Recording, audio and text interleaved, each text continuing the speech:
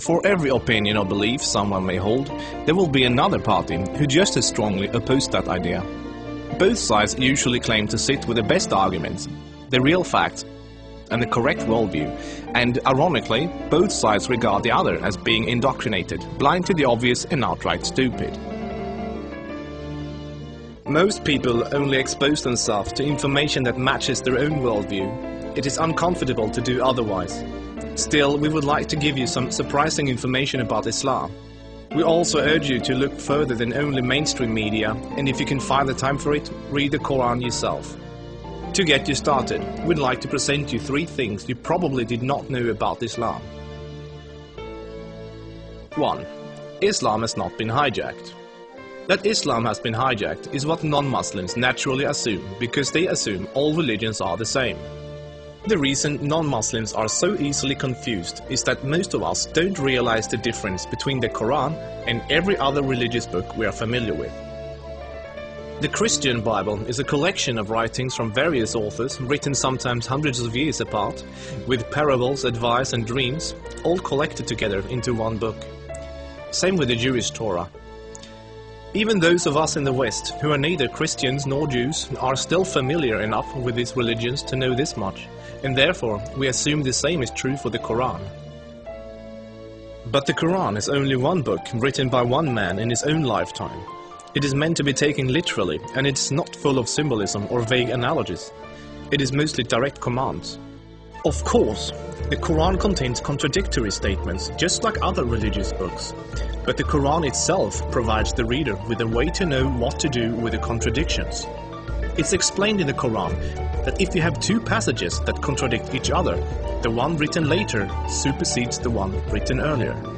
Most Westerners are unaware that the peaceful, tolerant passages were written early in Muhammad's prophetic career. According to the Quran, those passages have been abrogated by later, more violent and less tolerant passages.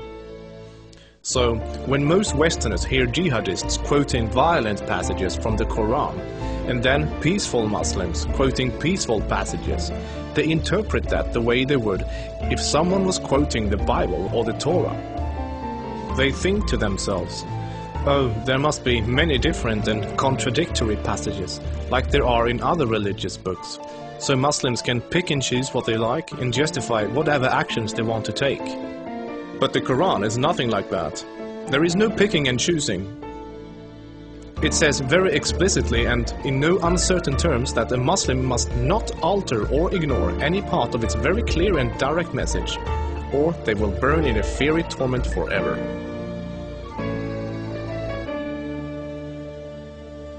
Two. Striving to institute worldwide Sharia law is a religious duty. Many people don't realize how politically oriented Islam is at its core. In fact, Islam is less of a religion than it is a religious ideology.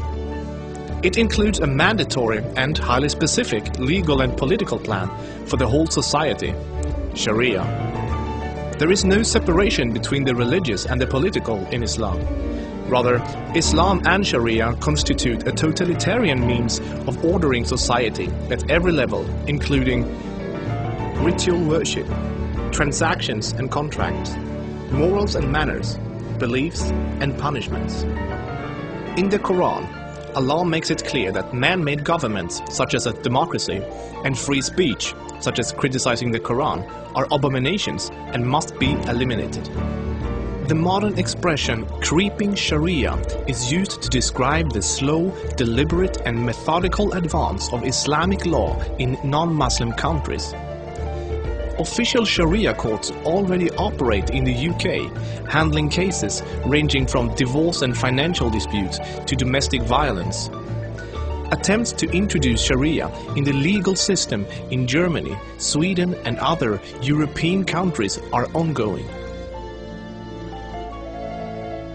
While Sharia already has a foot in our door in the matter of minor disputes like inheritance and domestic violence, it should concern you that Sharia commands that drinkers and gamblers should be whipped, allows husbands to hit their wives, allows an injured plaintiff to exact legal revenge, literally an eye for an eye, commands that a thief must have a hand cut off, commands that homosexuals must be executed, orders unmarried fornicators to be whipped and adulterers to be stoned to death, orders death for both Muslim and non-Muslim critics of Muhammad, the Quran and even Sharia itself, orders apostates to be killed, commands offensive, aggressive and unjust jihad.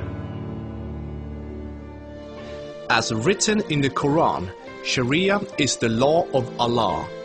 Any other form of government is a sin. It is the duty of every Muslim to keep striving until all governments have been converted to Sharia law.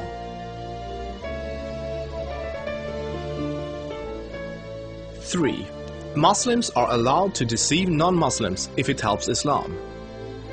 For non-Muslims, this principle, called taqiyya, is another surprising concept of Islam.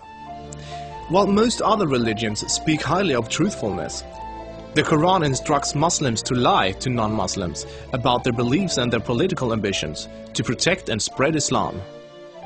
There are many examples of today's Islamic leaders saying one thing in English for the Western press and then saying something entirely different to their own followers in Arabic a few days later. Deceiving the enemy is always useful in war, and Islam is at war with a non-Islamic world until the whole world follows Sharia law. All non-Muslims living in non-Islamic states are therefore enemies. So deceiving Westerners is totally acceptable, even encouraged, if it can forward the goals of the spread of Islam. As a recent example, the Islamic American Relief Agency were seemingly raising money for orphans, but in fact giving the money to terrorists. They deceived good-hearted Western infidels into giving money to organizations that were actively killing Western infidels. Do the research yourself, this is not an isolated case. Islam as a religion of peace. Muslim organizations worldwide often declare that Islam is a religion of peace. But what does that really mean? It seems easy for a Muslim to quote a peaceful verse from the early parts of the Quran, while, by following the principle of taqiyya, neglecting to mention the fact that it has been officially abrogated by later, more violent verses. According to the Quran, the world will be at peace only when Islam and Sharia reign in every country, and never until then. This is why every Muslim can truthfully say that Islam is a religion of peace. If any of these points took you by surprise, then there is surely much more you still don't know. This subject will affect you in the near future, so take the chance to inform yourself now before it does.